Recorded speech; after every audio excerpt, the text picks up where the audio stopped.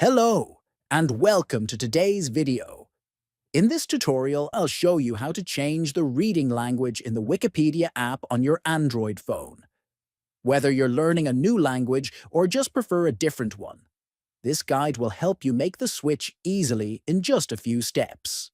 First, open the Wikipedia app on your Android device. Next, look at the bottom right corner of the screen and tap on the More option. Then, from the menu that appears, tap on Settings. After that, select the option called Wikipedia Language. You'll now see the list of languages currently available in your app. If you don't see the language you want, tap on Add Language. A new list will appear with many supported languages.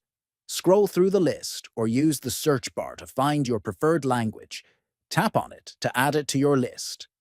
Once the language is added, tap and drag it to the top of the list. This will set it as your primary reading language in Wikipedia. Now, when you search for articles or browse Wikipedia, the content will appear in the language you selected. And that's it. Changing your reading language on the Wikipedia app is quick and simple.